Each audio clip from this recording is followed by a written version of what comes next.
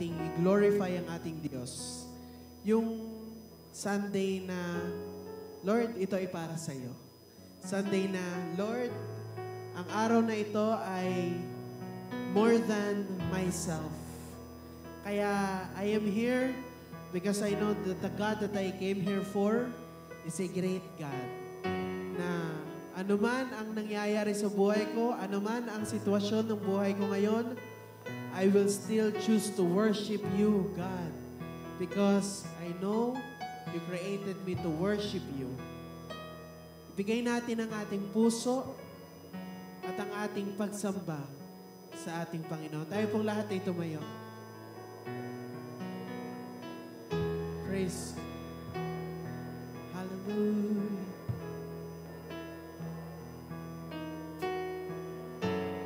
Lord, we love you and we desire to worship you. Kaya Lord, itataas namin sa iyo ang aming pagpupuri, ang aming buong pagsamba. Hallelujah.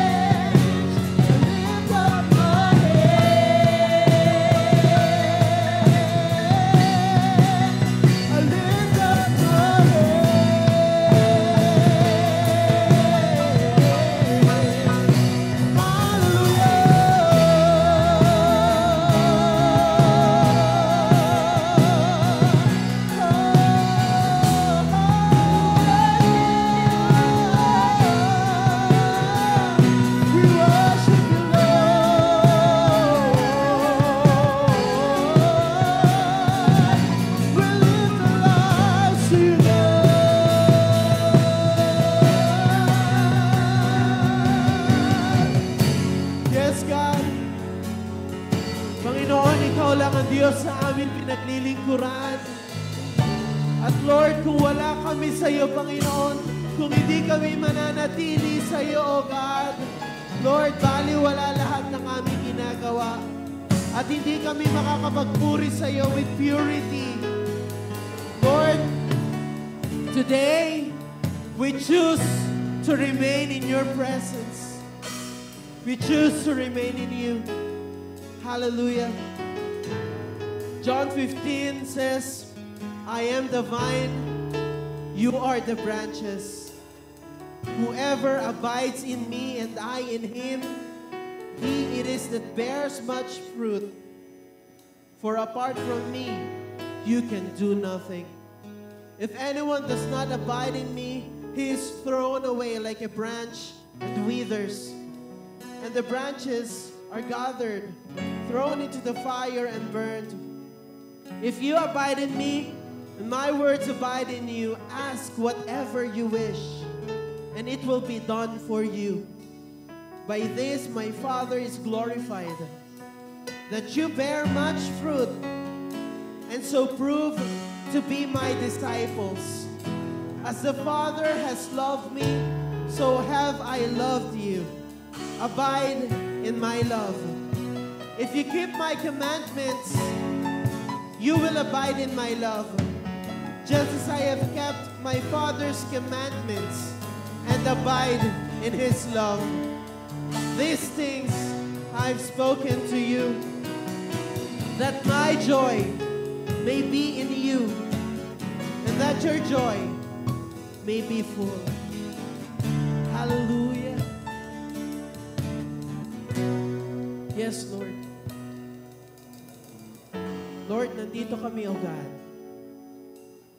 Nandito kami sa dakong ito, not just because we need to be here every Sunday. Not just because we are available. Nandito kami hindi lang dahil may time lang kami or dahil kaya lang namin. We are here in this place because we want you, O God. We want to feel your presence. We want to experience your power. We want to experience your healing, your mercy, your grace. We are here in this place because we thirst for you, O God. Kaya, O God, we choose, O God, to worship you and glorify you and serve you, O God. Dahil kilala namin na ikaw ang Diyos na dakila sa lahat. We acknowledge that you are the God who created us with a purpose, and that is to glorify your name. Kaya Lord, nandito kami, O God, we are fully surrendered to your presence. Lord, today, O God, kumilos ka mightily sa buhay namin, O God. Right in this place, at this very moment, oh God, move in our hearts, move in our lives, oh God. Reign, oh God, in us. Hallelujah.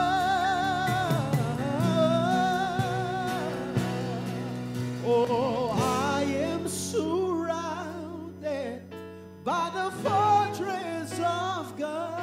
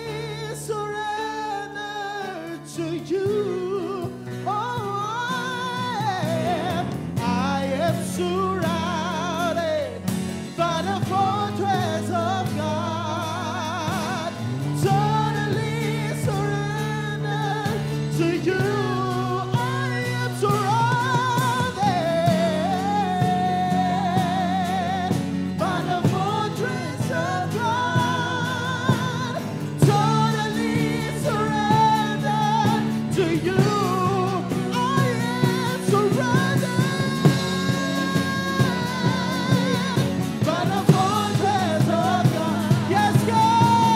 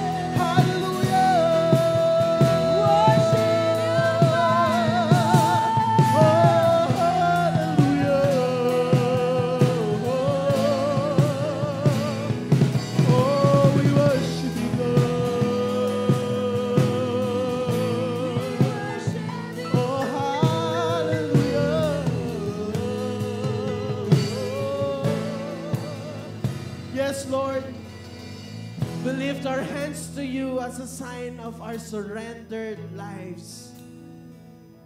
As a sign that we truly, O God, give our all to you. Kaya Lord, malayang malaya ay kumilos ka sa buhay namin at magpakahayag ka. Sa ilang papuri, pasalamat at pagdakila. In Jesus' name we pray. Amen. Good morning po sa bawat isa. Tayo pong lahat ay magkamayan, magbatian, dahil masarap magpuri kasama ng ating mga kapatid. Hallelujah.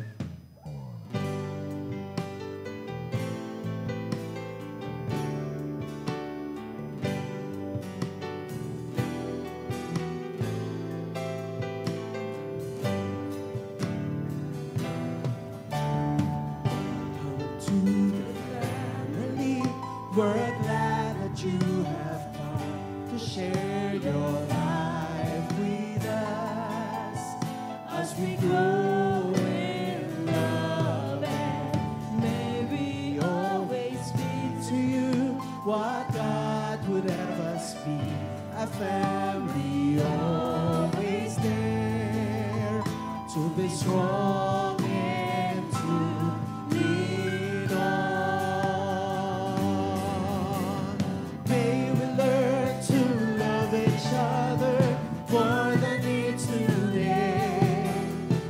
Words of love be on our lips in everything we say. May the Spirit melt our hearts and teach us how to pray, that we might be a true family. Welcome to the family. We're glad that you have come to share your life with us as we grow in love, and may we always be to you what God would have us be, a family always there to be strong and to lean on. May we learn to love each other more than it's today. The words of love be on our lips in everything we say. May the Spirit melt our hearts and teach us how to pray, that we might be a true family. Welcome to the family. We're glad that you have come to share your life with us as we grow in love, and may we always be to you what God would have us be, a family always there to be strong and to lean on, to be strong and to lean on, to be strong and to lean on.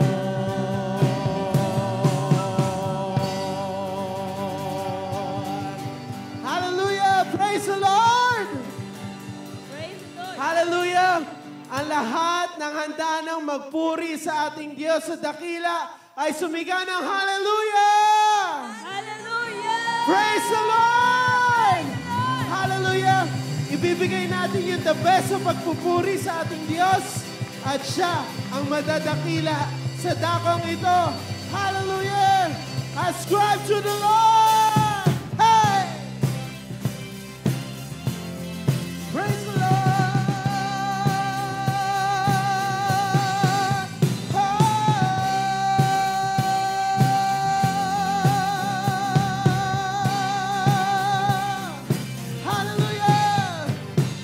Ascribe to the Lord, O sons of the mighty.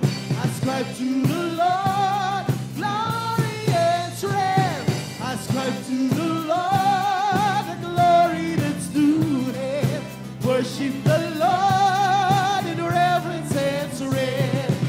Ascribe to the Lord, all sons of the mighty. Ascribe to the Lord, glory and strength. Ascribe to the Lord, the glory that's due him.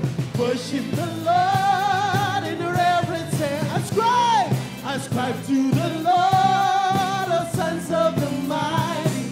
Ascribe to the Lord, glory and strength. Ascribe to the Lord, the glory that's due him. Worship the Lord in reverence and strength. Worship the Lord in reverence and strength. Hallelujah. Ascribe to the Lord. Ascribe to the Lord. Sing. Sons of the mighty. Sing out. Ascribe to the Lord, Glory and strength. Ascribe to the Lord the glory that's due him. Worship the Lord in reverence and strength. Worship the Lord in reverence and strength. Hallelujah. You must malakas. Ascribe to the Lord, oh sons of the mighty. Ascribe to the Lord, glory and strength. Ascribe to the Lord, the glory that's due him. Worship the Lord in reverence and strength. Worship the Lord in reverence and strength. Hallelujah. Blessing and honor, glory and power be unto the Ancient of Days. Hey! From every nation, all of creation, we bow before the Ancient of Days. Every tongue in heaven and earth shall declare your glory. Every knee shall bow at your throne. In worship you will be exalted, O God. and your kingdom shall not pass away. Oh, Ancient of Days. Hallelujah. Blessing and honor, glory and power. Sing. Be unto The Ancient of Days. Hallelujah. From every nation to all of creation, we bow before the Ancient of Days. Every tongue in heaven and earth shall declare your glory. Every knee shall bow at your throne. worship you will be exalted. Hallelujah. And your kingdom shall not pass away. Oh, Ancient of Days.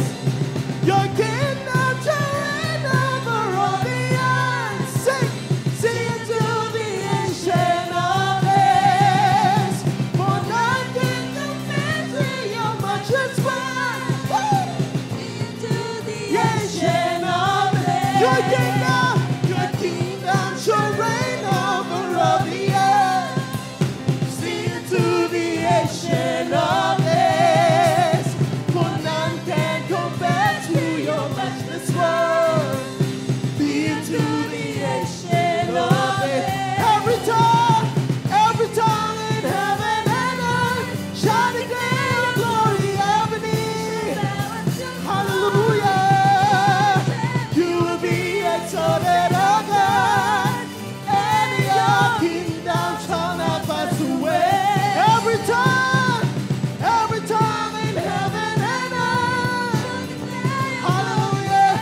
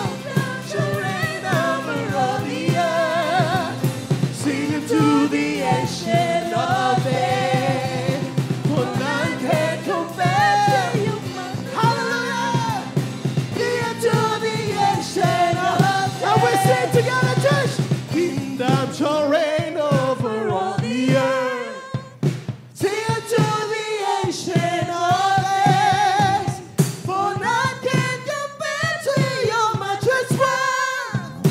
Into the ancient of this, you cannot reign over all the earth. Hallelujah. To the ancient of this, for none can compare to your matchless worth. Into the ancient of this.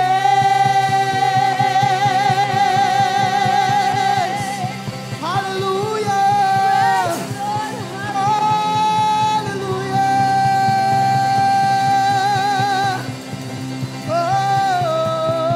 Oh. Yes, God. Noon, ngayon at pagpakailanman, you will reign, O God. Dakilain ang iyong ngalan. Itataas ka, Panginoon, ng iyong mga anak, ng iyong mga likha, ng langit at lupa, all of your creation. Speak so loud of how good you are, how great you are. And Lord, kami, O God, na yung mga pinili, na yung inibig unconditionally, na yung pinatawad, kami pa kaya ang hindi magpuri sa iyo. Yeah, Lord, we welcome your presence in this place. We long to worship you, O God. We long to glorify your name. So, Holy Spirit, rain down on us.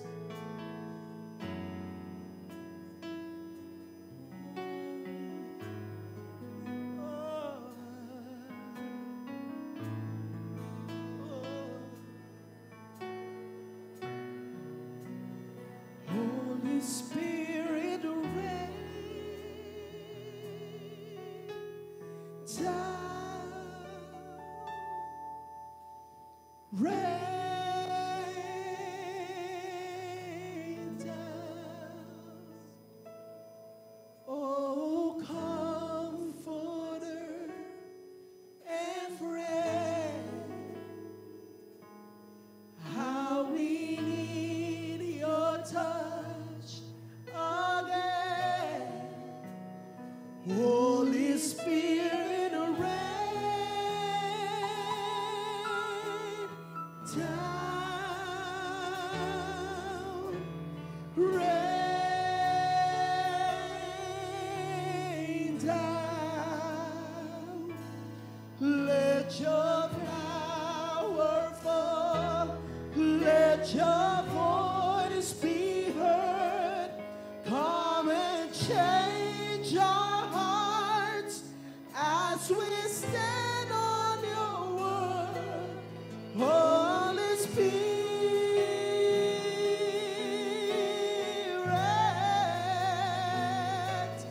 rain down.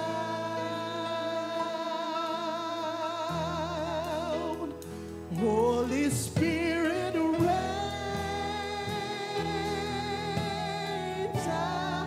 Holy Spirit, rain down on us. Yes, God. Lord, move in our hearts, oh God. Move us today. Oh, we need you, God. Again, Holy Spirit, rain down on us. Rain down.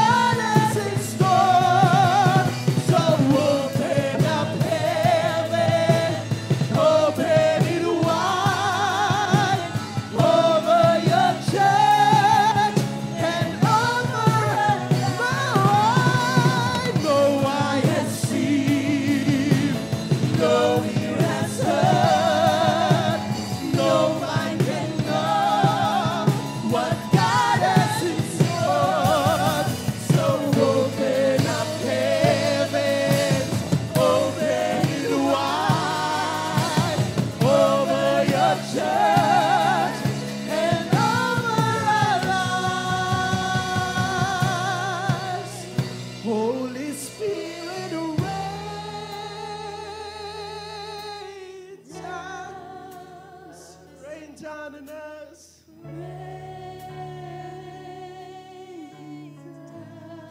We long for you, God. Oh, comforter and friend, How we need your touch. how we need your touch again. Holy Spirit, Spirit, rain down, rain down. Let your power fall, let your voice be heard. Come and change our hearts as we stand on your word. Holy Spirit,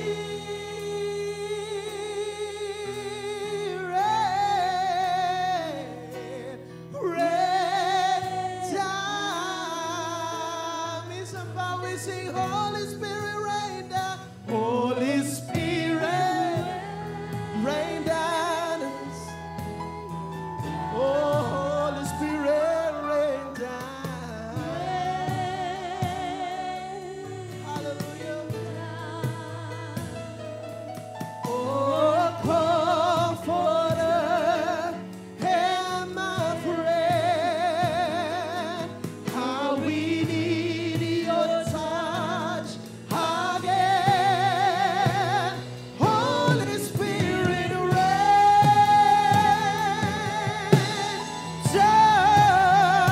rain down.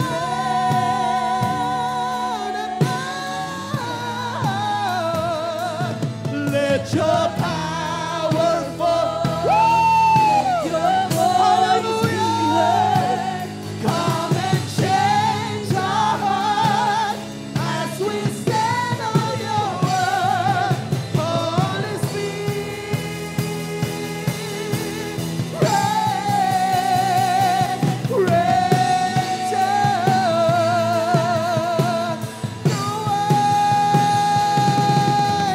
No eye has seen, no ear has heard, no mind can know what God has in store.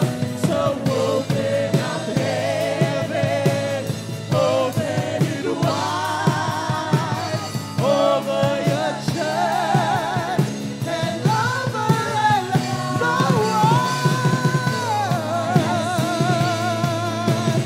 No ear has heard, no mind can know what God has in store. So open up heaven, open it wide over your church and over our lives.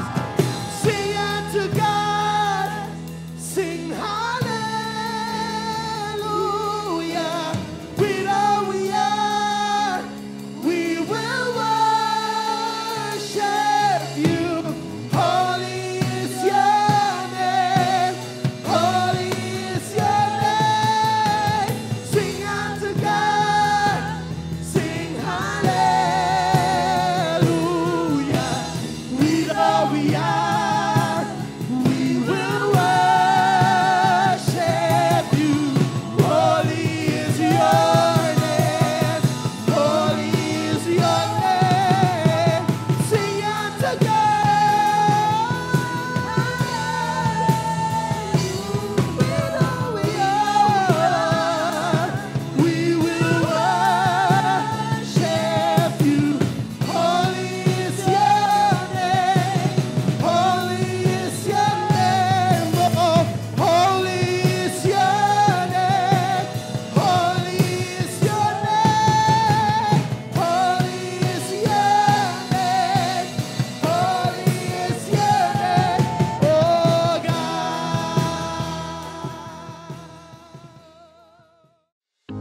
This is Christ Charismatic Fellowship International Incorporated, Sunday Service Online. Here, we get to worship God and listen to His Word together online. And though separated physically, we are still one as church. We are one in the body of Christ. So buckle up and get ready, because up next is the Word of God delivered to us by the CCFI SBB's Senior Pastor, Pastor Sharon D. Valentin. For more updates, please follow and like our Facebook page at facebook.com/ccfisbb. You may also subscribe to our YouTube channel and be part of our growing community online. Enjoy the service and God bless. Year 1972 po, isang presidential candidate ng Democrats na nagngangalang Edmund Muskie ang umiyak sa harapan ng napakaraming tao. Nagkaroon siya ng isang emotional speech habang nagkakaroon ng snowstorm dahil dinedefend niya ang kanyang asawa. Marami kasing balita na lumabas na ang asawa daw niya ay lasinggera, asawa daw niya ay masakit at nagmumurang magsalita, at makakasira daw para sa isang presidente. At yung tears na sined niya nung oras na yon ang naging downfall niya. Sabi ng mga voters sa Amerika, tears, we believe, were inappropriate for a president. Kasi kung inappropriate daw siya ang mga luha para sa mga kalalakihan, lalong-lalo na para sa isang leader to cry in public. At natalo po siya sa botohan na yon, si Edmund Muskie. Kilala nating lahat si Barack Obama, ang 44th President ng US. 8 years in office, ang first African-American President. Alam niyo ba na madalas siyang umiiyak? November 3, 2008 pa lang, nagkandidato pa lang siya, umiyak na siya sa harapan ng napakaraming tao at merong at least 8 instances na umiyak siya habang nakaharap siya sa maraming tao. Pero anong sabi ng crowd na nakikinig sa kanya? Displaying your emotion does not have to be a sign of weakness. Instead, nagpapakita lamang ito na si Barack Obama ay isang lalaki na punong-puno ng compassion and humility. Obviously, tayong mga tao, nako-confuse tayo kung ano nga ba ang effect ng tears sa isang tao, lalong-lalo na kapag ang mga leaders natin ang umiiyak. Pero alam niyo po ba na maliwanag sa banal na kasulatan na sinasabi dito yung important place ng tears kapag tinignan natin ang example na ibinibigay ni Jesus Christ. Ang title po ng pag-aaralan natin sa umagang ito ay Tears in His Eyes. At ang passage po natin ay makikita natin doon sa 4 Gospels, sa Matthew 21, Mark 11, Luke 19, and John 12. Pero sa umagang ito, ang babasahin natin ay Zechariah 9, verse 9. Rejoice, O people of Zion, shout in triumph, O people of Jerusalem. Look, your king is coming to you. He is righteous and victorious, yet he is humble, riding on a donkey, riding the donkey's foal. Ano nga ba ang meaning ng tears in the eyes of Jesus Christ? Let us pray. Heavenly Father, sa umagang ito, alam namin na ang presence mo ay nasa aming kalagitnaan. Kaya hinihiling namin, O Diyos, na Ikaw ang patuloy na mag-glorify sa pag-aaralan namin ng iyong banal na salita.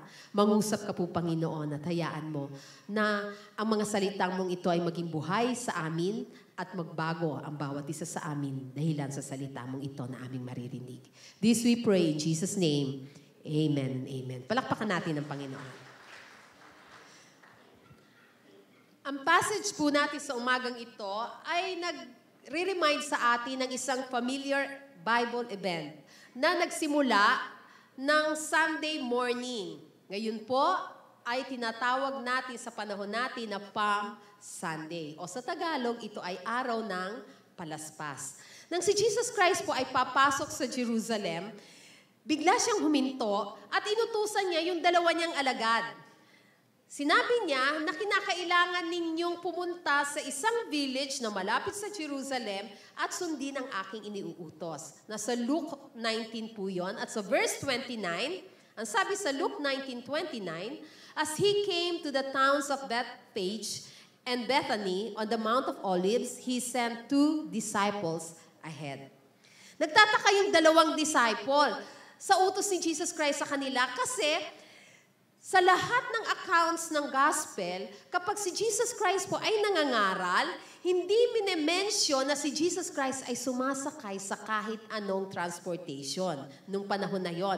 Lagi siyang naglalakad kahit hundreds of miles from place to place na pinupuntahan niya at never na minensyon na sumakay siya sa isang animal nung panahon na yon. Except, sumakay lang siya sa isang transport means po noon nung siya ay nag-cross sa Sea of Galilee. Sumakay siya sa isang bangka. Pero ngayon, nakatanggap itong 2 alagad na to ng isang unusual na utos mula kay Jesus Christ. Sabi sa verse 30 ng Luke 19, you will see a young donkey tied there that no one has ever ridden.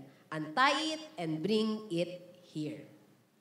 Kinakailangan ng 2 disciple na magpunta sa nearby village para kuhanin yung batang donkey na ito, na hindi pa nasasakyan ng kahit sino at dadalhin nila ito kay Jesus Christ. Dito, takan-takan na yung 2 disciple kasi ngayon lang sasakay si Jesus sa isang donkey. Kahit anong animals, hindi pa niya sinasakyan pag magkakasama kami. Tapos, sinabi pa ni Jesus Christ yung exact words na sasabihin nila kapag merong nagtanong sa kanila kung saan ito dadalhin o kung bakit ito inaantay. Sabi sa verse 31, the Lord needs it. Ito yung magiging sagot ninyo kapag merong nagsabi sa inyo na, bakit yung pinapakawalan yung donkey namin? Ang sagot ninyo, the Lord needs it. Ito ba ay nakipag-usap na si Jesus Christ beforehand doon sa may-ari ng donkey? Kilala ba ni Jesus Christ yung mga owners na yon, yung mga may-ari ng donkey na yon? Ano ang gagawin ni Jesus Christ? Ito yung tanong ng mga disciple ng oras na yon. Hindi nila alam. At hindi natin alam kung kinausap na nga ba ni Jesus Christ itong mga may-ari ng donkey na to. Ang obvious lamang, alam ni Jesus Christ kung ano ang mangyayari sa kanya sa oras na pumasok siya sa loob ng Jerusalem. Kaya nga po, yung decision ni Jesus Christ na pumasok sa Jerusalem ng panahon na yon, ito ay isang napakabigat na decision. On top of that, kinakailangan sumakay siya sa isang colt, sa isang batang donkey papasok sa city na yon. Sa verse 35, ang sabi doon, so they brought the colt to Jesus and threw their garments over it for him to ride on. Pwede naman kasi maglakad si Jesus Christ eh. Sanay si Jesus doon. Yun yung kinasanayan din ng mga alagad. Naglalakad sila na sama-sama. At isang mahirap na desisyon para kay Jesus Christ na sumakay sa isang donkey papasok sa city dahil ito ay isang public declaration na sinasabi lamang niya na siya ay isang hari. 500 years earlier, si Prophet Zechariah po nag-proclaim na ito ang gagawin ni Jesus Christ pagpasok niya ng Jerusalem. Sabi doon sa passage natin, sa Zechariah 9:9, rejoice, O people of Zion, shout in triumph, O people of Jerusalem. Look, your king is coming to you. He is righteous and victorious, yet he is humble, riding on a donkey, riding on a donkey's colt. In times of war po, noong mga panahon na yon, yung mga conquerors o yung mga king, kinakailangan nilang sumakay ng mga kabayo o ng mga chariots para i-announce sa lahat na handa silang lumaban. Merong war na darating. Pero in times of peace, noong mga panahon na yon, ang isang king ay kinakailangang sumakay sa isang colt o sa isang batang donkey para mag-symbolize na ang inihahain niya ay kapayapaan. Kaya nga po, kung si Jesus Christ ay sasakay sa isang donkey papasok sa Jerusalem, dinedeclare niya na siya ay isang king na nagpo-proclaim ng kapayapaan. Nagkataong that day, ito po ay celebration, simula ng celebration ng Passover Festival. Naaalala ng mga Hudyo o inaalala ng mga Hudyo yung nangyari sa kanila nang pakawalan sila ng Panginoon at i-guide sila na lumabas ng Egypt. Slave sila sa Egypt. Hinayaan sila ng Panginoon na maging makalaya mula doon sa pagiging slave. Tapos, ang daming himala na ginawa ng Panginoon sa bansang Israel at ito yung panahon na inaalala nila. Yung Passover Festival. Kaya nga po, ang mga Hudyo all over the world, nagsasama-sama sila, nagkikita-kita sila, umuwi sila sa Jerusalem para mag-celebrate. Kaya nung oras na yon, napakaraming tao. Nagkakaroon ng reunion, basta may dugo kang Hudyo, may dugo kang Israelite, doon ka pupunta sa Jerusalem.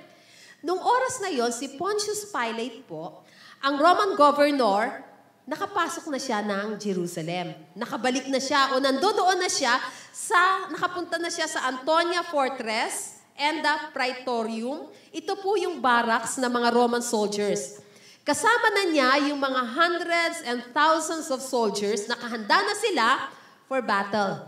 Bakit? Kasi alam nila na magiging magulo ang Jerusalem kasi ang daming mga Hudyo na magdadatingan. So itong mga Romano, iniisip nila na mag-aaklas ang mga Hudyo. Kaya naghanda na sila at tinipon na yung kanilang mga sundalo. Handa sila para sa isang uprising. Si Herod Antipas po, na king and ruler of Galilee and Perea, siya po yung nag-imprison at nagputol ng ulo ni John the Baptist. Dumating na rin siya doon sa Jerusalem. Tinanggap siya ng mga tao doon, syempre, ng isang parade. Tapos nagsasaya ang mga tao, merong ceremony sila, merong mga programs sila. Dahil ito pong si Herod Antipas ang mag-a-occupy ng palace dahil namatay na yung kanyang ama na si Herod the Great. Kaya nung oras na yun, napapasok si Jesus Christ doon sa Jerusalem, ang dami ng mga pumasok na mga sikat na tao, ang dami na nilang sineselebrate, ang dami ng mga tao, kaya ang dami ng mga parade na nangyari. At itong si Jesus Christ, papasok doon, makikiselebrate siya ng 1-week festival, papasok sa Jerusalem, kinakailangan niyang i-fulfill ang prophecy ni Zechariah sa chapter 9, verse 9, na ano? He will ride on a donkey's colt. Yung mga crowd ng oras na yon naghihintay na kay Jesus Christ. Lahat sila nagulat na si Jesus Christ ay nakasakay sa isang donkey. Ito ay isang public declaration na ito, tinatanggap na niya yung pagiging king. Madalas na sinasabi ng mga Hudyo sa kanya, ikaw yung king namin, ikaw yung king namin, ikaw yung magliligtas sa amin mula sa kamay ng mga Romano. Pero nagulat silang lahat dahil nakita nila si Jesus Christ nakasakay on a donkey's colt. Sa isang batang donkey. Ano ang naging respond ng mga tao?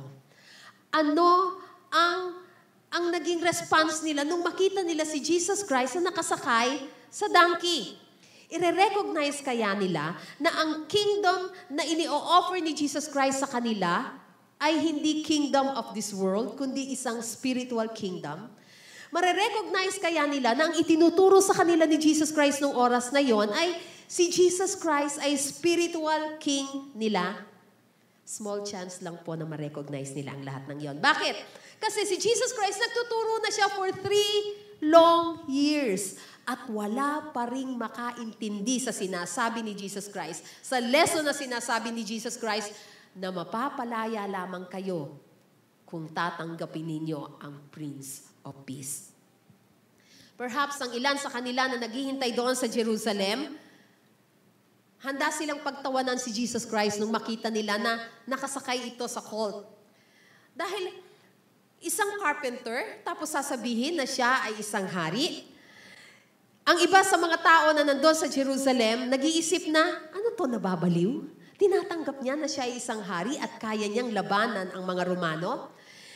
Ina-imagine ng mga taong ito na kung si Jesus Christ ay king ng mga Romano, ng lahat ng mga hindi makatanggap na siya ay king, ini-imagine nila na katawa-tawa talaga. Nagpapatawa si Jesus Christ. Siguro ang iba sa kanila ay tatanggap kay Jesus Christ ng galit na galit. Upset sila kasi ini-interpret nila yung pagdating ni Jesus Christ dapat palaban si Jesus Christ. Bakit ito? Hindi siya lumalaban. Bakit ito? Willing siya na mag-offer ng kapayapaan. Of course, ang dami din sa mga taong iyon ang nagwe-welcome sa kanya as their earthly king. Alam ng maraming mga tao, mga Hudyo, na si Jesus Christ ang magre-establish ng kingdom ni David. At nangangarap sila na si Jesus Christ ang kanilang magiging king na mag-overthrow ng mga Romano. Kaya ready sila, eager sila sa pagtanggap kay Jesus Christ. At nung oras na yon, willing ang mga tao na lagyan na siya ng korona. Sino itong mga tao na to na gustong maging king si Jesus Christ? Ito yung mga tao na pinagaling ni Jesus Christ sa kanilang mga sakit. Ito yung mga tao na pinakain ni Jesus Christ nung nagugutom sila. Ito yung mga tao na nakakita ng mga miracles ni Jesus Christ. Ito yung mga tao na nakinig habang nagsasalita si Jesus Christ at sinasabi ng mga taong to, ang talino ng lalaking ito at pwede siyang maging hari. Ito yung mga tao sa Jerusalem na nakarinig na salita ng Panginoon at nabago ang kanilang buhay. Alam ni Jesus Christ ang lahat ng ito. Alam niya na merong tatanggap sa Kanya, alam niya na merong hindi tatanggap sa Kanya. At alam din niya na pagpasok niya sa Jerusalem, malapit na siyang ipako sa cross. Sa Luke 9 verse 51, sabi dito, kahit na alam ni Jesus Christ ang lahat ng ito, Jesus resolutely set out for Jerusalem. Pumasok pa rin si Jesus Christ sa Jerusalem. Tingnan natin kung paano yung pagpasok niya towards the gate of the city, the ride. Paano nga ba siya pumasok? Nung si Jesus Christ ay papasok na sa Jerusalem, toward the gate of the city, di mapigilan yung napakaraming tao. Nagpe-fiesta kasi sila nagse-celebrate silang lahat. Passover noon. Tapos ang daming mga tao, mula sa malayo, mula sa malapit, nagpuntahan nga po dun sa Jerusalem, dahil ito yung pinakahihintay na holiday ng mga Jew. Tapos, marami ng mga nag-spread na news bago pa lamang si Jesus Christ mag-ride in papunta doon sa Jerusalem. Ang dami ng mga balita na nakarating sa kanila na si Jesus Christ nagpagaling. Hindi lang nagpagaling, bumuhay ng patay. Sa John 12:17, si Lazaro ay tinawagan ni Jesus Christ at binuhay from the tomb, rising him from the dead, and they were telling others about it. Nagchichismisan na yung mga tao doon. Ito yung bumuhay ng patay. Ito yung kaibigan nila na umiyak. Tapos, nagpunta doon sa libingan, ng kaibigan niya na si Lazaro, ilan ng days na patay si Lazaro, kaya mabaho na, kaya naaagnas na, pero nang tawagin nitong lalaking to, ni Jesus Christ, biruin mo yung patay na buhay. Ito yung mga chismisan ng panahon na yon. At surely, marami itong magagawa para sa atin. Biruin mo, kung bubuhayin nito sina Moises, kung bubuhayin nito, ito yung chismis na lumalabas kung bubuhayin nito yung mga nangamatay noon, at saka sina Haring David, kayang-kaya niyang buhayin din. At sila ang lalaban para sa mga Romano. Kaya, yung chismis na yon, yung news na yon, nag-travel from one person to another. Hanggang finally, eto na si Jesus Christ, papasok sa Jerusalem. Anong ginawa ng mga tao? Kumuha sila ng palaspas at nagsigawan sila ng Hosanna to the King. Excited silang lahat. Yung iba naghubad ng kanilang robe tapos inilatag doon sa dadaanan ng donkey na nakasakay si Jesus Christ. At nakita ni Jesus Christ ang pagtanggap sa kanya ng maraming tao. The rally. Tingnan natin. Itong mga lalaking ito na tumanggap kay Jesus Christ, itong mga kababaihan, mga Hudyo na ito na tumanggap kay Jesus Christ, meron silang mixture of expression sa kanilang mga mukha. Merong mga nagmamahal kay Jesus Christ na tumanggap sa kanya doon sa Jerusalem. Malamang nandun si Bartimaeus na pinagaling ni Jesus Christ yung pagkabulag. Kaya from poverty, from pagiging beggar, eto na si Bartimaeus, siguro may trabaho na siya ng mga panahon na yon. Si Zacchaeus malamang nandoon din. Si Zacchaeus na nagbago ng kanyang buhay dahil nang tanggapin niya si Jesucristo at nagkaroon siya ng kapayapaan. Siguro nandun din yung mga lepers na pinagaling ni Jesus Christ, na nakalimutang magpasalamat kay Jesus Christ. Nandoon din sila at nakikita nila, siguro yung mga times na yun, sinasabi nila sa sarili nila, ito yung time para magpasalamat tayo dito sa nagpagaling sa atin. Malamang nandoon din sa Jerusalem, yung anak ni Jairus na binuhay ni Jesus Christ mula sa kamatayan. Malamang nandun din yung mga kaibigan niya na sina Lazarus, sina Mary, si Martha, maging sina Mary Magdalene. Andun silang lahat at willing sila na tanggapin si Jesus Christ at gawing king ng Jerusalem. Pero malamang, meron din dong mga sinister faces, mga mukha na parang naghihintay lang na magkamali si Jesus Christ noong oras na yon at kanilang ipapakulong. Malamang, nandun yung mga kalaban ni Jesus Christ na Sadducees, mga Pharisees, nandun silang lahat at naghihintay na magkamali si Jesus Christ. Bakit?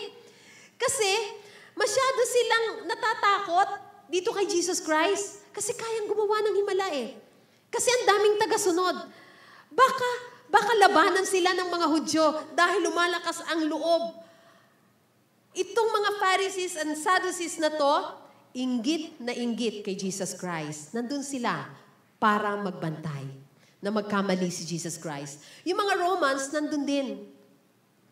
Natatakot sila na magkaroon ng napakalaking uprising, ng napakalaking revolt doon sa Jerusalem nung panahon na yon, na baka labanan yung mga Romano. Waiting sila in case magkaroon ng gera. Pero si Jesus Christ, nagsisigawan ng lahat, nagsasayawan ng lahat, wini-welcome siya ng lahat. Alam ni Jesus Christ ang mangyayari after na i-welcome siya ng mga tao. Alam ni Jesus Christ na itong mga taong ito na sumisigaw ng hallelujah, na sumisigaw ng Hosanna to the King, same na mga tao ang magsisigawan na ipako siya sa krus.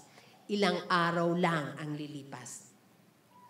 Ngayon, si Jesus Christ, papasok na doon sa Jerusalem hanggang sa kasama niya yung mga apostles niya na willing, na talaga namang excited na maging hari si Jesus Christ. Malamang nandun si Judas. Hindi pa siya pinagkakanulo ni Judas noon. Pero alam natin na si Judas, from the very beginning, ang gusto lamang niya ay magkaroon ng earthly kingdom si Jesus Christ.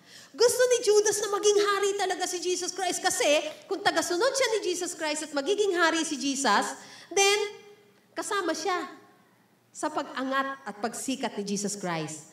Kasama ni Jesus Christ nung panahon na yon habang nagsisigawan ng mga tao at wino-worship siya ng mga tao, kasama niya si Peter. Siguro si Peter nag-iisip na, ito na yung oras na sinasabi namin, na gustong-gusto namin na mangyari, na talaga namang worth it, na iwanan ko yung aking fishnet, na iwanan ko yung aking boat, na iwanan ko yung aking trabaho, deserving si Christ na sundin ko at sundan ko. Malamang kasama din nila nung panahon na yon si Thomas, na nag-iisip, ano kayang mangyayari after nito? Nagda-doubt pa rin siya. Malamang kasama niya doon ni Jesus Christ na James and John, na nag-iisip, ano nga ba ang mangyayari pag na-crowned king na si Jesus Christ? Basta ako sa kanan ni Jesus, ako sa kaliwa. Nag-iisip na sila ng ganon. Ando doon silang lahat sa Jerusalem, nanonood. Merong mga loving faces, nakangiti, na willing tumanggap kay Jesus Christ. Merong mga sinister faces na naghihintay lang na magkamali si Jesus Christ. At merong mga anxious faces ng apostles.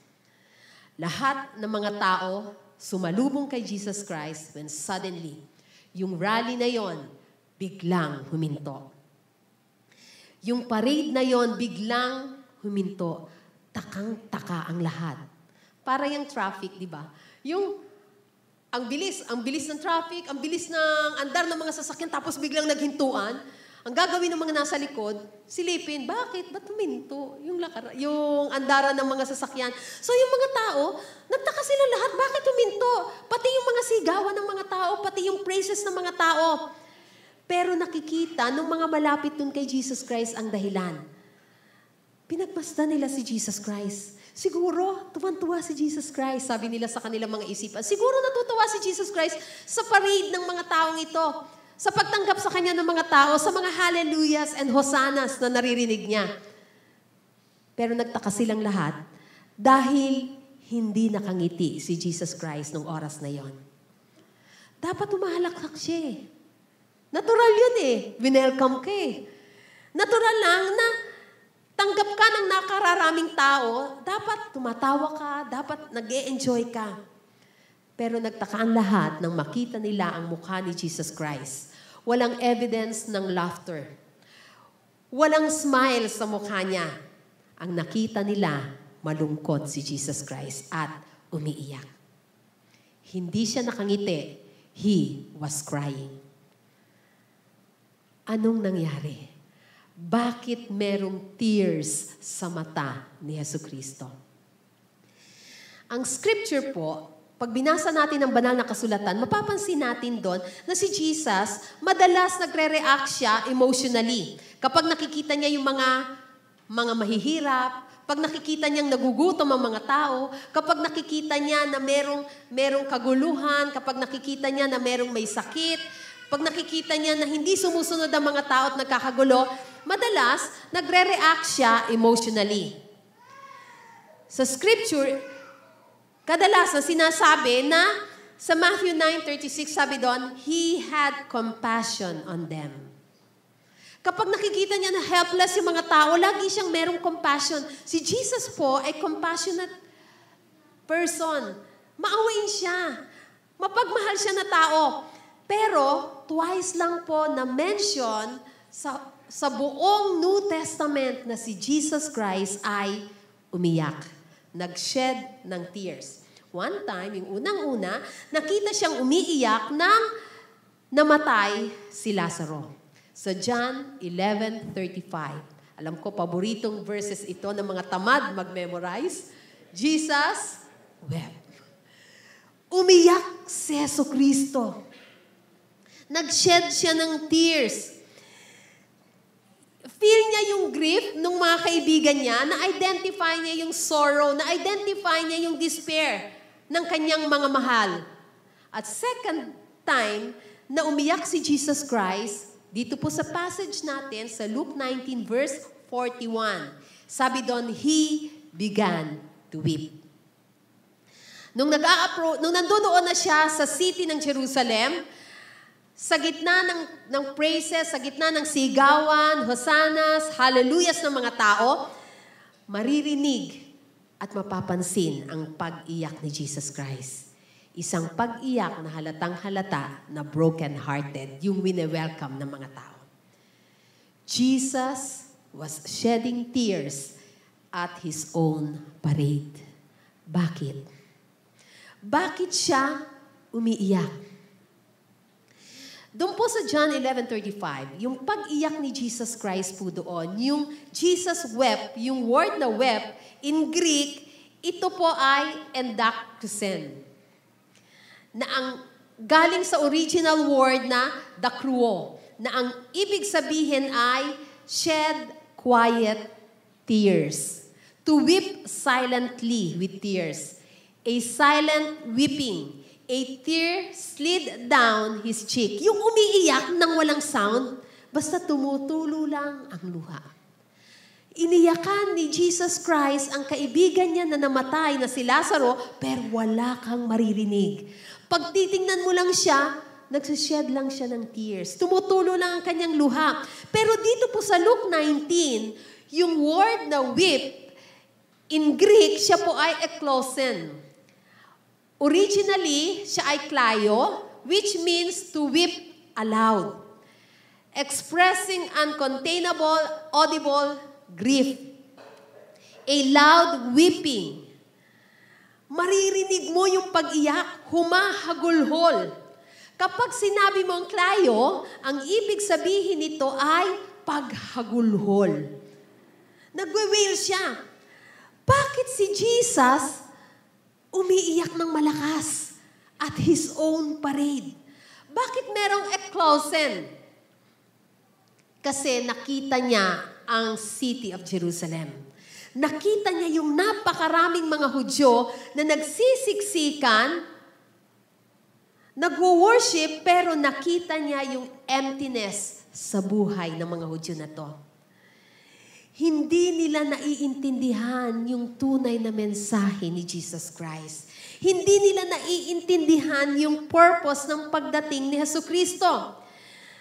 Sabi sa Luke 19, verses 41 to 44, "But as he came closer to Jerusalem and saw the city ahead, he began to weep.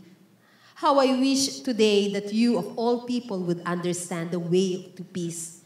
But now it is too late, and peace is hidden from your eyes. Before long, your enemies will build ramparts against your walls and encircle you and close in you from every side.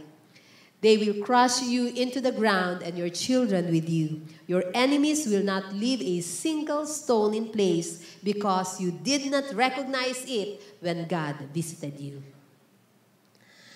Ang mga Hudyo ay merong mga mata, pero hindi nila nakita. Meron silang mga tenga, pero hindi nila naintindihan.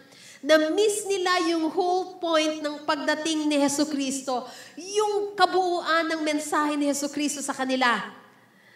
Yung katotohanan po na nagwe-wave sila ng mga palm branches, hindi nila naiintindihan. Na kaya dumating si Jesucristo ay para magbigay ng kapayapaan. Dahil kapag po nag-wave ka ng palm branches, ang ibig sabihin nun, handa kang lumaban. Ganito din yung ginawa ng mga ninuno nila nung ang mga Maccabees ay nag-overthrow ng Syrian oppressors at nag-establish ng worship sa kanilang temple.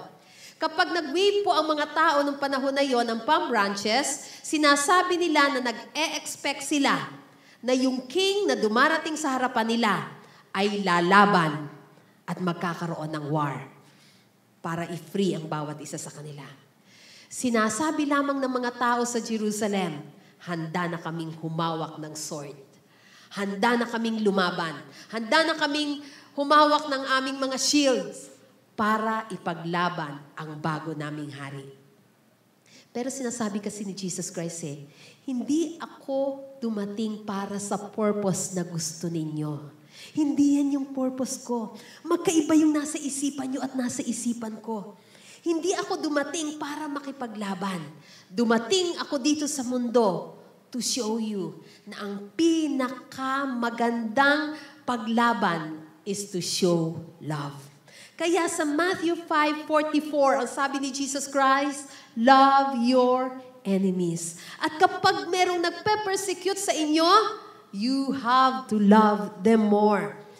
Matthew 5:39 to 41, kapag merong kumalaban sa'yo at sinampal ka sa right cheek mo, ang sagot ni Jesus Christ, offer the other cheek also.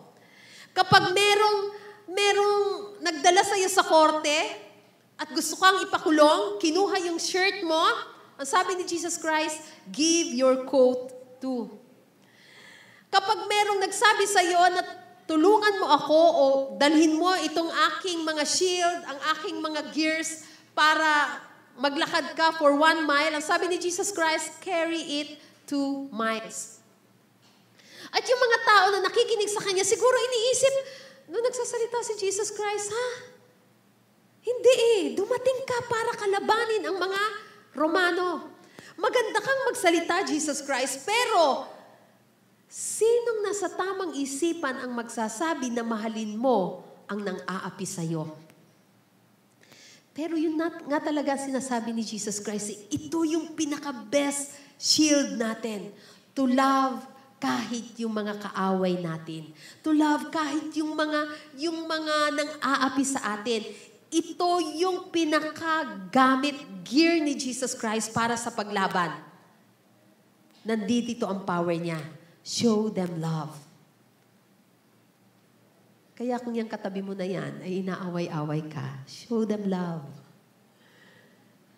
Kapag feeling mo, yung aping-api ka na, pinagtatawanan ka niya, o meron siyang mga nasasabi sa'yo na nakakasakit, show them love. Ito ang utos ni Jesus Christ. At nawala ito sa isipan ng mga Hudyo. Dahil ang alam nila, dapat lumalaban eh. Dapat ipakita sa mga Romano kung ano ang pwedeng at kayang gawin ng mga Hudyo. Pero si Jesus Christ dumating to show love. To show them something new. Pero dahil hindi nga siya naiintindihan ng lahat ng mga tao doon sa Jerusalem, si Jesucristo ay nag-eklosen. Umiyak, humagulhol. Ito yung chosen people ng God. Nakikinig sa Kanya for 3 years na nangangaral siya. Humahabol-habol kay Jesus Christ. Tuwang-tuwa pag gumagawa si Jesus Christ ng miracles. Nakasunod lagi kay Jesus Christ and yet, hindi nila naiintindihan ang mensahe ni Jesucristo. Mahal sila ni Jesus Christ. Kaya si Jesucristo ay umiiyak. Hindi nila naiintindihan ang sinasabi ng Mesaya. Kaya anong nangyari? Umiyak ng malakas si Jesucristo. Nung mag-approach na siya sa Jerusalem, nakita niya napakasaya ng napakaraming tao. Nagkakantahan, nagsasayawan, naglulundagan. Di magkawayan sa pagngiti, sa paghahalakhak. Pero beyond that, nakita ni Jesucristo, in years to come, ang Jerusalem ay babagsak. Ang Jerusalem ay susunugin. Bakit? Kasi hindi sumunod sa Kanya ang mga Hudyo. Hindi naintindihan ang tunay na mensahe ni Jesucristo. Ang prediction ni Jesus Christ nung oras na yon ay na-fulfill precisely in 70 AD. Sinakop po ng mga Romano sa pamamagitan ni General Titus ang buong Jerusalem. Sa 40 years after ng resurrection at ng ascension ni Jesus Christ sa heaven, ang mga Hudyo po kasi ay continuously nagrebelde against Rome, kaya nagalit na ang buong Roma at nakipaggera na nga sa buong Hudyo sa pamamagitan ni Titus, ni General Titus. Ito yung nakita ni Jesus Christ ng oras na yun. Dahil hindi sumusunod yung mga Hudyo, hindi naiintindihan.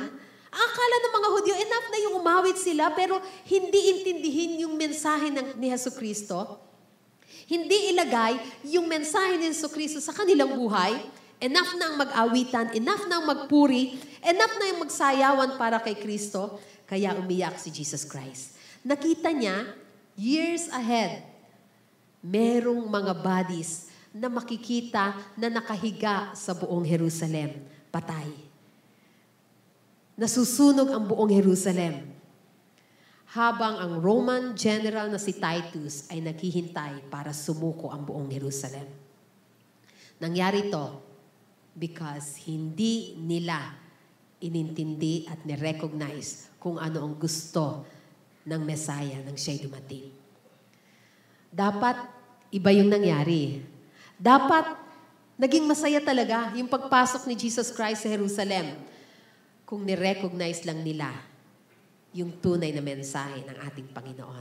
Sabi sa Matthew 23:37 or sa Luke 13:34, sabi, O Jerusalem, Jerusalem, the city that kills the prophets and stones God's messengers, how often I have wanted to gather your children together as a hen protects her chicks beneath her wings, but you wouldn't let me. Ito ang meaning ng tears in His eyes. Today, katulad ng mga tao doon sa Jerusalem, makikita natin ang ating mga sarili na nasa presensya ng ating Panginoong Jesucristo. Marami sa atin na kahit naririto, we do wonder, kailan kaya tatahimik ang buhay ko? Kailan kaya mararamdaman ko na wala na akong problema? Kailan kaya na maaayos ang lahat ng mga isipin ko sa buhay? Lahat ng mga problema ko. Ang katotohanan, sinasabi ni Jesucristo, you will never know peace until you surrender to Jesus. Kaya umiiyak si Jesucristo nung oras na yon. Merong tears sa kanyang mga mata.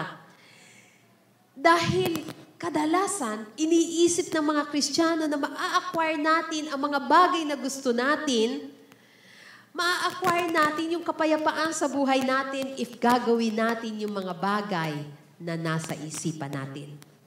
If merong magpapahiram sa atin, siguro hindi ako ganito mamumblema.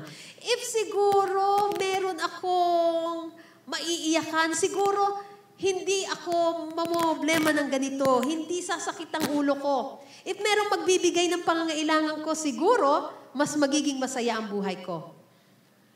Pero ang lahat ng yan ay mali. Dahil magkakaroon lamang ng kapayapaan ang kanyang mga anak kapag nag-surrender tayo sa Prince of Peace na walang iba kundi si Jesucristo. Dahil ang peace po ay hindi absence of trouble. Alam natin na ang kapayapaan ay strength and security kahit sa gitna ng lahat ng mga troubles and pains na ito. I do wonder, kung titingnan tayo ni Jesucristo sa oras na ito, ano ang makikita niya? Ngingiti kaya siya? O magsished din siya ng tears sa kanyang mga mata? Bago ka ba magpunta dito sa sanctuary na ito, kaya ka ba nagpunta kasi na-miss mo lang ang church? Kasi may nangungulit lang sa'yo na umattend ka? Kasi nahihiya ka na sa God? Kasi ang dami mo ng blessing na natatanggap? Tapos ang tagal-tagal mo nang hindi uma-attend, nangako ka sa Panginoon, kaya ka nandito. Bakit ka nagpupuri sa Kanya? Bakit ka nagtaas kanina ng kamay? Dahil ba meron kang hinihiling sa Panginoon? Bakit ka nag-worship sa Panginoon? Kasi masarap po yung feeling na mag-worship ka every Sunday para yung whole week, masayang-masaya ka, blessed na blessed ka. Bakit ka nag-worship kanina sa Panginoon? Dahil maraming mata na nakatingin sa iyo? At gusto mong hindi nila mahalata na namumblema ka? Bakit ka nagmi-minister sa Panginoon? Kung titingin ba sa iyo ang Panginoon sa oras na ito, sa lahat ng ginagawa mo para sa Kanya, ngingiti kaya siya? Kasi po, kaya naman ako nagmi-minister, parang kulang kapag hindi nakapag-minister sa Panginoon. Bakit ka nagmi-minister sa Panginoon? Napipilitan ka lang ba? Para maging in? Para makisali sa iba? Kasi sabi nila masaya ang mag-minister sa Panginoon. I wonder, kung titingin ng Panginoon sa atin sa oras na ito, sa lahat ng ginagawa natin para sa Kanya, ngingiti kaya siya o iiyak? Pag tinignan ka ng Panginoon sa oras na ito, ano ang makikita niya? Isang anak niya na namumblema? Isang anak niya na busy, busy, na isinisingit na lang ang pag-aaral ng salita ng Panginoon sa lahat ng oras na meron siya? Na napipilitan na lang na magtaas ng kamay? Pag tinignan ka ng Panginoon sa oras na ito, ang makikita ba niya ay anak niya na namumblema? Kasi may sakit, walang pera, walang pampagamot?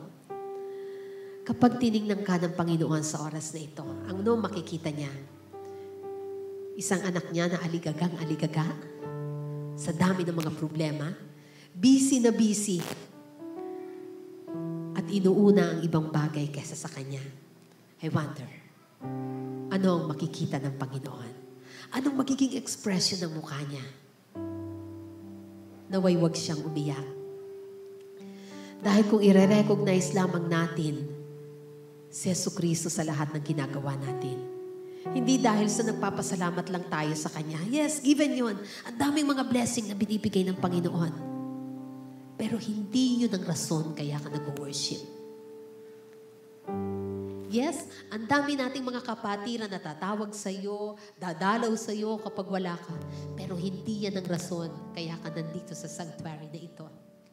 Ang tanging reason, sapagkat kilala mo si Jesucristo. At alam mo na siya ay holy, gracious, loving God. I wonder, ngingiti kaya ang ating Panginoon o iiyak siya pag tinignan kanya ngayon?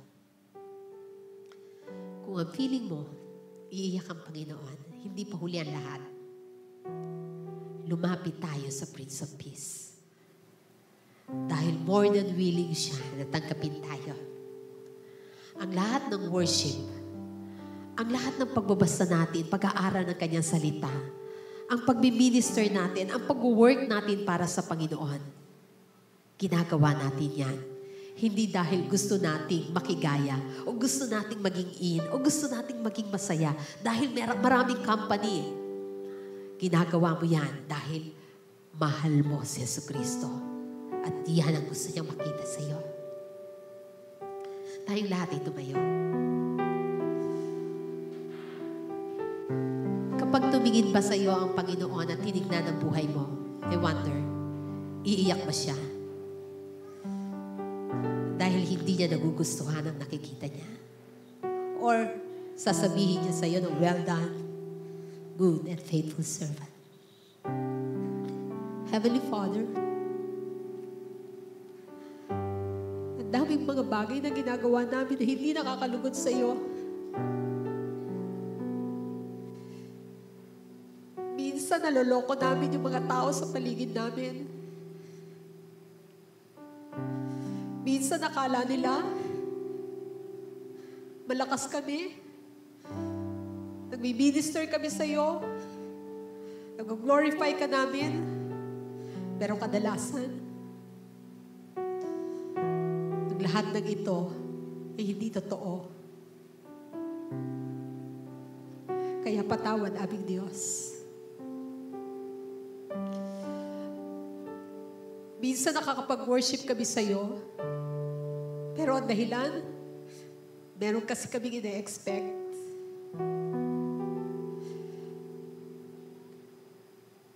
Minsan, inaawitan ka nga namin, pero ang dahilan, gusto lang namin makita ng aming kapwa Kristiyano na magaling kami, na eto kami, lumalago kami.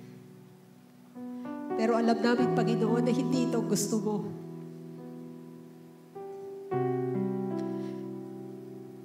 Patawad, Panginoon, sa mga panahon na umiiyak ka sa mga ginagawa namin, O God.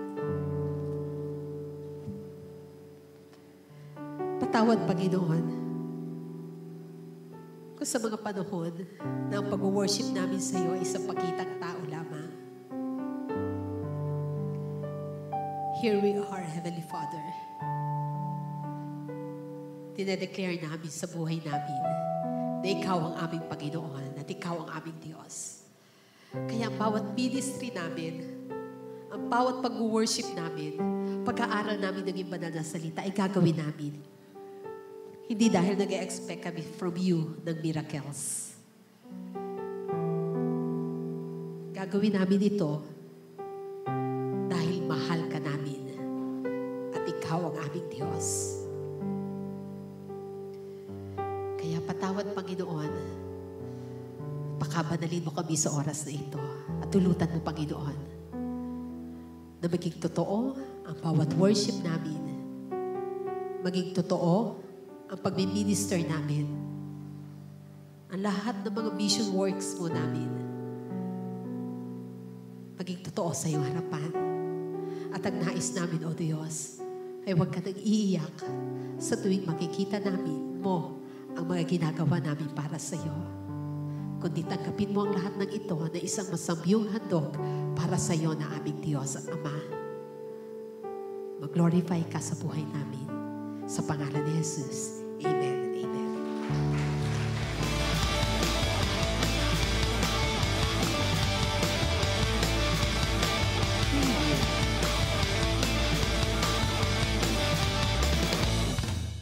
Tayo ba ay fully surrendered na sa Panginoon? Handa na ba tayong sumunod sa Kanya? Handa ba tayong magpuri sa Kanya? Handa na ba tayo upang sumunod sa Kanya, mga kuman? Magandang umaga po, mga kapatid. Sa mga oras pong ito, tayo ay dadako na sa ating pag-iikapo at pagbibigay. Alam ko po na alam nating lahat na ang Diyos ang may-ari ng lahat at Siya ang pinagmulan ng lahat ng mga bagay. Sabi po sa Malakay 3:10, Bring all the tithes into the storehouse, so there will be enough food in my temple. If you do, says the Lord of the heavens' armies, I will open the windows of heaven for you. I will pour out a blessing so great you won't have enough room to take it in. Try it. Put me to the test. Ang ikapo po ang ikasampung bahagi ng kabuuan ng ating kinita. At ano po ba ang dapat nating malaman upang tayo ay makasunod sa Panginoon? Una, know your focus. Ang focus natin ay hindi dapat sa mga ibang bagay, hindi sa mga physical na bagay na meron tayo, o ang pagsunod natin ay hindi dapat dahil tayo ay magkakaroon ng pagpapala. Ang focus natin ay ang Panginoon. Siya ang owner ng lahat. Siya ang may-ari ng ating mga buhay. Tayo ay sumusunod sa utos dahil mahal natin siya. At naniniwala tayo na makapangyarihan ng ating Panginoon. Naniniwala tayo na kaya niyang i-provide ang lahat sa atin. At dahil batid na natin ang mga bagay na ito, unahin natin ang Panginoon. Ito po ang itinuturo ng pag-iikapo sa atin, na unahin natin ang Panginoon. Ang ating pag-iikapo is a form of worship. Sabi nga, dapat ang ating worship ay lifestyle. Kaya mga kapatid, tayo ay patuloy na sumunod sa ating Panginoon. Kaya ka nakakapagbigay ng ikapo sapagkat ikaw ay pinagpala. Tayo ay nananampalataya sa Kanya. Alam natin na tapat siya sa Kanyang mga pangako. At alam natin na mangyayari ang mga ito. Basta tayo lamang ay sumunod sa Kanya. Ang lahat ng bagay na ating ginagawa ay para mapapurihan at maitaas ang ating Panginoon. Pangalawa po, know your God. Kung kilala mo ang Diyos, alam mo kung bakit ka sumusunod. Kilalanin natin ang Panginoon sa pamamagitan ng pag-aaral ng Kanyang mga salita. Alam mo na siya ang owner ng lahat, na sa Kanya nagmula ang lahat ng bagay dito sa mundo, kasama ang meron tayo ngayon. At nakikita niya ang ating mga puso. Kailangan maging tapat tayo sa Kanya, maging tapat tayo sa pagsunod natin sa Kanyang mga utos, at mas kilalanin natin ang Panginoon. God is faithful, and God can provide in many unexpected ways dahil siya ay makapangyarihan. At para naman po sa ating mga offerings, dapat tayo ay maging generous at ang ating pagkakaloob, ito po ay nagmumula sa ating puso. Sabi po sa Proverbs 3 verses 9 and 10, honor the Lord with your wealth and with the best part of everything you produce. Then He will fill your barns with grain and your vats will overflow with good wine. Inalaw po ng Panginoon na tayo ang mamahala sa natitirang 90% na meron tayo. At pinagkatiwala niya ito sa atin, meron tayong kalayaan upang ma-manage natin na mabuti o kung para saan ang 90% na natitira sa atin. At ito ay maaari nating magamit para ma-honor natin ang Panginoon by giving or offering. Ito ay pagpapakita na tayo ay nagtitiwala ng buong puso. Kung tayo ay tunay na nagtitiwala, we can honor Him with generosity. At alam natin na siya ay great provider at meron siyang unlimited na resources. Ang dapat na ipagkaloob natin sa ating Panginoon is yung the best na meron tayo. Kailangan tayo ay planado sa ating pagbibigay. Galing ito sa ating mga puso. At tayo ay cheerfully na magbibigay sa ating Panginoon. Meron po tayong dalawang basket dito sa unahan. Ang isa po ay para sa tithes and offering at ang isa naman po ay para sa ating building fund.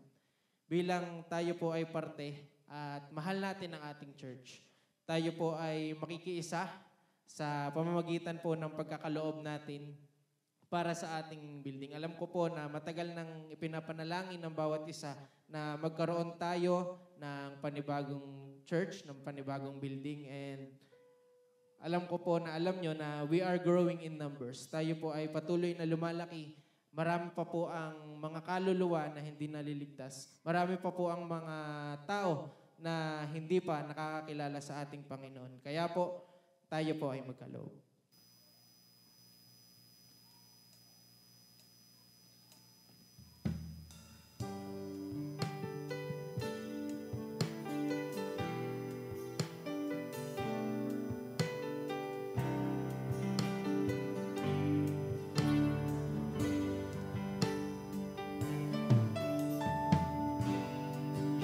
My strength when I am weak.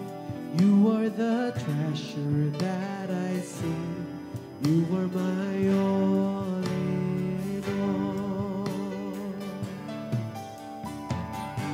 Seeking you as a precious jewel, Lord, to give my be a full.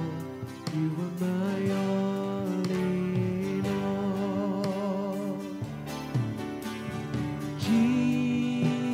Jesus, Lamb of God, worthy is your name.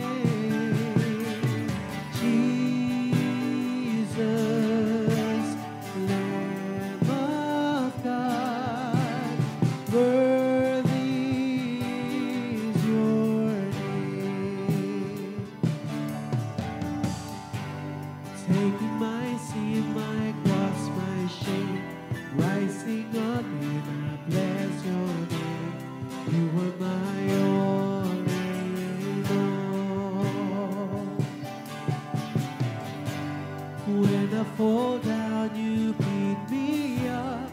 When I am dry, you fill my cup. You are my all in all.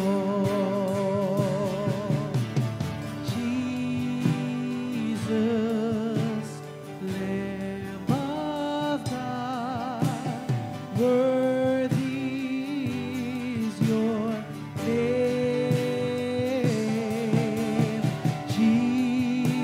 Jesus, Lamb of God, worthy is your name.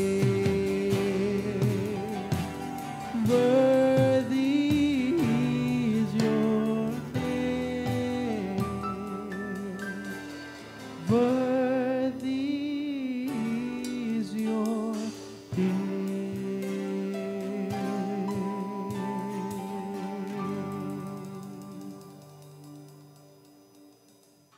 Atin pong ipanalangin ang mga pinagkaloob. Panginoon, maraming salamat po sa mga blessings na ito. Maraming salamat sa bawat isa. Sa puso nila, Panginoon, patuloy na sumusunod sa inyo, Panginoon. Sumusunod sa inyong mga utos, O Diyos. Panginoon, dalangin namin na patuloy niyo po kaming turuan na sumunod sa inyong mga utos. I-guide niyo po ang bawat isa sa amin. At dalangin namin, Panginoon, sa mga tao na maghahawak ng mga pagpapalang ito, patuloy niyo po silang bigyan ng karunungan at kaalaman nang sa ganun, Panginoon, ay magamit, Panginoon, ang mga pagpapalang ito para sa ikalalago ng inyong bahay-sambahan, Panginoon. At Lord, patuloy niyo pong ipuin ang puso ng bawat isa, Panginoon.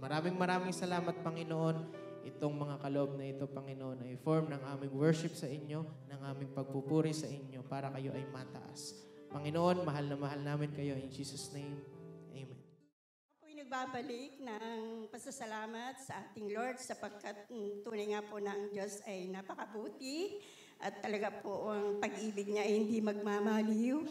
At tunay nga po na napakadakila ng Diyos sa atin. At ako po ay na-amaze sa kanyang kabutihan sapagkat talaga pong amaze na amaze po ako sa Lord.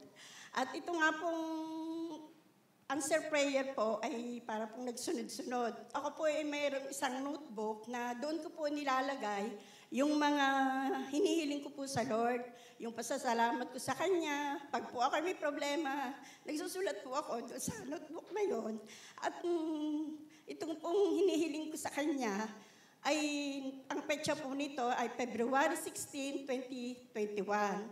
At ito po ang yung unang hiniling ko sa Lord na makasal po si Lisette. At ito po ay nangyari noong March 26, 2021 din. At sa kalooban po ng Diyos, naging maayos po sa kabila ng pandemic at wala na pong naging problema o walang naging drama. At ganun din po, sumunod po na aking kahilingan, ayun pong bahay namin dito po sa San Teodoro. Ganun din po ang petsa, sinulat ko po ng February 16, 2021. Pinagkaloob po niya ito sa amin nung nagpagawa po kami ay May 28, 2021 din po, nung taon na yon. At ngayon po ay doon na nga po kami nakatira. At ito naman, nung dumating po itong 2023, siyempre po, medyo may ilang taon na ang lumipas, subalit parang hindi naman po taon at talaga pong napakadali ng binigay ng Lord na taon. At mabilis po yung kanyang araw. Nang problema po kami sa daan, sabi ko, Lord, may bahay kami, may lupa, pero paano po yung daan namin? Ano po kami? Maglalagay po kami ng pakpak para kami makalipas. At wala po talagang daan dahil yun pong daan po dun sa dinadaanan po ninyo pagka po kami napunta, ay meron na pong may-ari at laging gusto'y bakuran. Tapos yun naman pong, yung pong lupa talaga na may-ari, ay binakura na po noong 2023. Oo nga, 2023 ng January, dumating po siya at binakuran po. Ngayon po, na nakiusap po ang aking asawa na sabi po ay kung pwede bigyan kami ng right of way. Ngayon po ay hindi po siya pumayag. Ang sabi po sa amin ay bumili daw po kami. At 500,000 po ang halaga ng right of way na yon. Kung wala daw po kaming pera, ay ipalit na lamang daw po ng lupa na ang matitira po naman sa aming lupa ay yung lamang pong pinagtitirikan ng aming bahay. Kaya sabi ko, Lord, ano po ito? Sabi ko po, di ako po yung nag-pray. Sabi ko kay Tayday, huwag kang mag-alala. Sabi ko ganyan, magpag-pray tayo sa Lord. Ihingi tayo ng panalangin sa ating church. Sabi ko ganyan. Tapos po, noong pong December 2023, noon po ay nakatira pa po sa amin si Lisette. Ako po ay namahinga noong araw na yon. At hanggang sa ako po ay pinapaidlip. At sa pag-idlip ko po yun, parang bumulong po yung Holy Spirit. Alam ko po na ang God po ang nagbigay nun na ang sabi po niya, ay hanapin mo sa Diyos ang tunay na kaligayahan at iyong makakantang.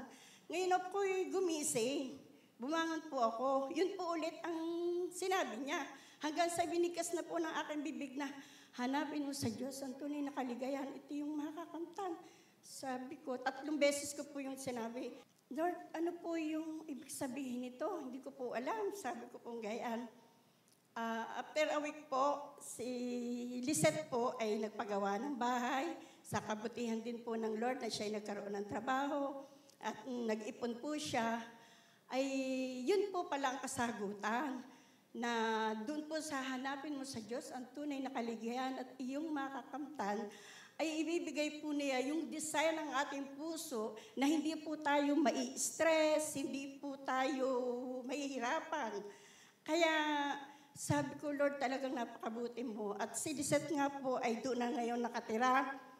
At para pong nasa subdivision ang bahay niya, dahil po meron na pong tiles, may kisame, kumpleto na rin po sa gamit. At talaga pong nakakamiss ang God. Ngayon po, pagdating po sa daan, yung right of way nga po, sabi ko, dito po sa church ay pwede ka pong pasama sa prayer na yung magkaroon po ng right of way. January 29 ay dumating po yung may-ari ng lupa. Di nung malaman ko pong dumating, kinausap ko po itong 2 kong anak na paano yan? Pag sinarat yung daan doon sa dinadaanan natin, wala tayong dadaanan. Ubuti kung tayo magkaroon ng anong pakpak at baka tayo makakalipan. Sabi kong ganyan, pilitin ninyo na makabili tayo ng daan at para hindi tayo mahirapan. Sabi kong ganyan sa dalawa, kaya ganin nyo na maghulog ng 10 bawat isa, 10,000 bawat isa, doon po sa dalawa, yun po ay ang total ay 20,000 sa loob po ng 2 taon. Di buwan-buwan po yon. Ngayon, ang alam po namin ay 500,000. Di sabi namin, teka muna Lisette, pagpe-pray muna natin. Sabi ko, pagpe-pray muna ulit doon sa, yun nga po, nung mag-self-grouping po ang mga lola, ay pinasama ko po ito sa prayer na magkaroon ng right of way na hindi na po kami gagastos. At yun nga po, kinausap po namin yung may-ari ng lupa. Sabi namin ay, kinausap po ni Tede na yung baka kami pwedeng bumahagi ng lupa na pwede namin daanan. Sabi na, naku, ay mahal na yun kuya eh. Sabi niya ganyan. Baka yun ngayon ay nasa 650,000. Naku, sabi ko namin ganyan. Lalong lumaki. Sabi ko ganyan. Ay pag bagnas pawis pa ang aming gagawin ng aking mga anak para lang kumita ng ganong kalaki. Sabi ko ganyan. Ay di sa madalit sabi po, sige bumalik kayo bukas at kukumputin ko. Ay di balik po kami bukas pero nagpray pa rin po ako nung gabi na sabi ko, Lord, yung pong kalooban ninyo ang mangyari at yung favor po ay maging big yes po ang sagot ninyo sa amin. Yun po ang sabi ko sa Lord. Eh di, dahil yun po ay, hiniling ko rin po yun noong February 16, 2021 na magkaroon po kami ng right of way. At ito na nga po, bumalik po kami nung umaga. Nung hapon din pala, nung kinabukasan. Ay di kinausap po namin yung may-ari na lupa ng mag-asawa. Sabi po sa amin, ay kuya, naku, ay napakamahal ng lupang yan, ay magaling pa. Kayo bibigyan ko na ng dadaanan doon sa Agbang, buksan na ninyo para hindi na kayo mahirapan ng pagbabayad. Sabing gayon po sa amin. Kaya sabi ko ako po talagang, sabi ko, Lord, salamat po, talagang napakabuti mo. Hindi po ninyo pinahirapan ang aking mga anak sa pagbabayad. Dahil po, kung tutuusin, ay napakalaki po talaga noong halagang yon. Eh di sa madalit sabi po, umuwi na po ako. Pero ang sabi po niya, kayo'y humingi ng tulong, sabi po noong may-ari na lupa, kay Beatrix, yun po ang sabi. Sabi ko, nako, hihingi kay Beatrix, pero alam ko, may gagawin ang God sa buhay namin. Sabi ko, gayaan. Sabi ko, habang papunta po kami sa aming bahay,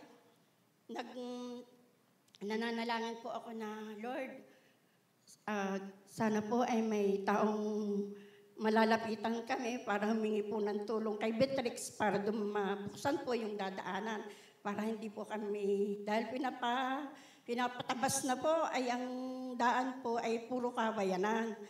Ay di sa madalit sabi, pagdating ko po dito sa bahay, mga ilang araw, di umuwi na po ako, nanalangin po ako, Lord, ako po ay tulungan ninyo na magkaroon ng parang maging daan para may makapaghingi ng tulong kay Beatrix. Sabi ko ganyan. Eh di, sa pananalangin ko po, nakailang araw po yung 3. Nag-chat po ako kay Lisette. Sabi ko, Lisette, sabihin mo sa iyong bianan, baka may kilala para may malapitan kay Beatrix. Eh di, sa madalit sabi po, hindi po niya nasabit, nakalimutan. Ngayon po, nung araw na, makaisang araw, dumating po yung bianan ni Lisette, yung mag-asawa. Ay di ako po yung nagpunta. Sabi ko, teka muna, kakausapin ko muna yung mag-asawa, tatanungin ko baka may kilala. Eh di ang sabi po niya, sabi ko po sa kanila, baka meron kayong kakilala na pwede nating lapitan kay Beatrix dahil ito yung lupa na, tinuro ko po yung lupa, na dadaanan ng mga bata, mga anak-anak natin. Sabi kong gayaan. Ay siya, sabing ganyan. Tama. Ito po palang ninong sa kasal ni Lisette ay engineer, natauhan po pala yon ni Beatrix. Sabi ko, Tingnan mo nga naman, kunik-kunik. Kaya sabi ko, talagang ang Diyos ay napakabuti. Parang inano lang niya, yung parang talagang pray lamang po ang kailangan para ipakunik-kunik na niya at talaga maayos po yung daan. Ay, ang sabi po ay titingnan daw nga po yung daan at kakausapin po yung Pangulo namin dahil hindi po sila pwedeng magbukas agad nang hindi alam ng Pangulo ng barangay. In short po, ay yun nga po na may right of way na po. At ang sumunod naman po, nung Martes po, nakuha na po namin yung titulo ng lupa. Kaya talaga po, sa Diyos po ang papuri. Napakabuti po yung God. Hallelujah! Ating ibibigay ang ating buong buhay sa ating Diyos. Ang ating pagsamba ay sa Kanya lang natin ibibigay. Ang Diyos natin ay namatay isang beses lang.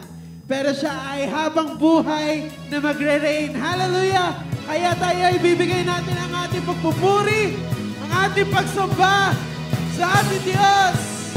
Hallelujah!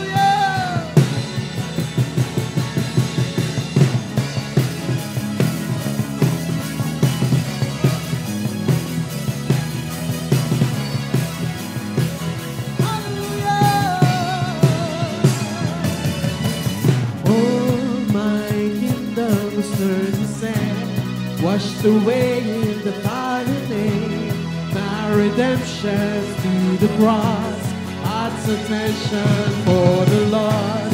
Oh, Father, I will live for more of you. Take your life through all the earth.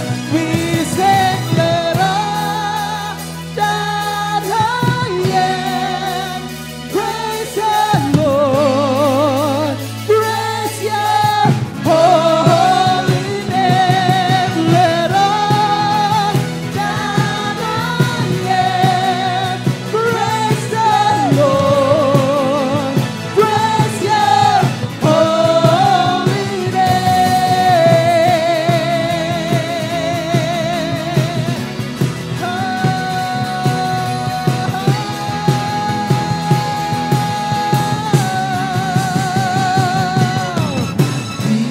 in my soul your fire burns.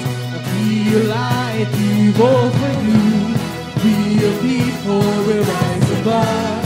Change the world in the name of love. Oh Father, I will live for more of you. Take your life through all the earth. We said let all that I am. Praise the Lord. Praise your holy name. Let all that I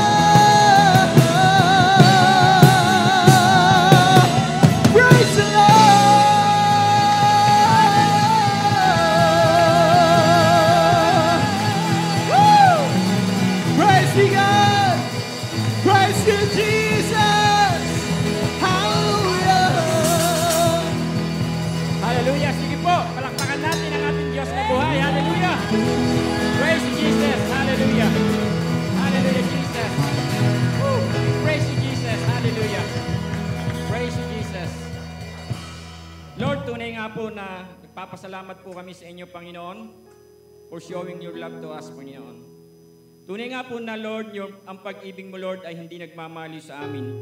Never gives up, Lord, and never runs out on us. Lord, thank you rin po for your grace and being compassionate, Lord, kahit di po kami karapat-dapat.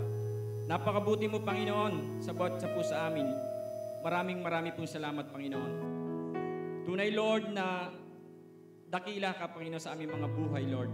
Sa kabila po ng aming mga pagkukulang, Lord, sa kabila ng aming mga nagagawang kasalanan sa inyo, nandiyan ka, Panginoon. Salamat, Lord Jesus, sa ginawa mo po sa krus. Salamat po, Panginoon, sa pagpapatawad sa lahat-lahat ng aming kasalanan. Patuloy ka namin tinatanggap bilang aming Panginoon, bilang aming Diyos, bilang aming tagapagligtas ng aming buhay, Lord. Maraming po salamat, O God. Hallelujah. Lord, salamat po, Lord, sa inyong lingkod na ginamit. Salamat po sa aming Pastora Sharon na patuloy na binibigay mo ng katalinuhan, kaalaman, O God, ng iyong mga salita upang kami, Lord, ay matuto, Panginoon. Salamat po, Panginoon, sa buhay niya, Panginoon. Siya po'y malaking blessing, O God, sa CCFI SPB, Panginoon. Ibuhos mo sa kanya masaganang pagpapala, Panginoon, financially, materially, spiritually, at lahat ng aspeto po ng kanyang buhay, Panginoon. Marami pong salamat. Ganon din po ang aming Associate Pastor Jan, Lord. Napakabuti mo, Lord. Pinagkalooban niyo rin po kami, Lord, ng isa pang makakatulong po ng aming pastora para po, Lord, sa pagtuturo sa bawat isa amin para patuloy na may palaganap, O God, ang inyong pong banal na salita, O God. Maraming pong salamat, O God, sa lahat ng ginamit mo sa harapang ito, Lord, ang aming music team, Lord. Salamat sa aming praise and worship kanina, naging matagumpay, Panginoon, at patuloy kami, Lord, ay nadala sa pinakamataas na uri ng pagsamba po sa inyo, Panginoon. Salamat po sa inyong music team, Panginoon. Pagpalain niyo ang bawat isa sa kanila, patuloy mo silang gamitin sa paglilingkod sa inyo, patuloy mo silang pagpalain na kanilang mga hanap buhay po, Panginoon. Ganon din po, Lord God, ang nag-exhort po ng tithes and offering. Marami pong salamat, O God. Salamat po sa buhay niya, Panginoon. Salamat po, Lord. Ganon din po, Panginoon, ang MC, Panginoon. Thank you po. Lord, maging sa mga kapatid po namin, mga teachers sa likod na patuloy na nagtuturo sa mga bata, salamat sa buhay po nila. Naroon po kanilang compassion sa mga batang ito, Panginoon. Kanila pong desire na paturuan po mga batang ito para pagdating po ng araw, Panginoon. Sila po, Lord, ang tatayo dito sa harapan at gagamitin mo po, Panginoon. Lord, maraming pong salamat. Muli palakpakan natin ang ating Diyos. Hallelujah.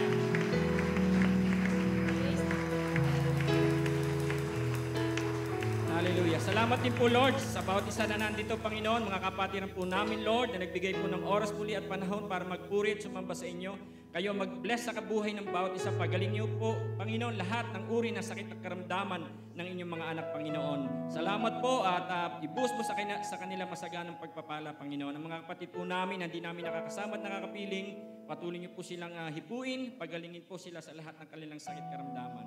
Hallelujah. Sige po mga kapatid, ilapit natin sa Lord ang ating mga prayer requests.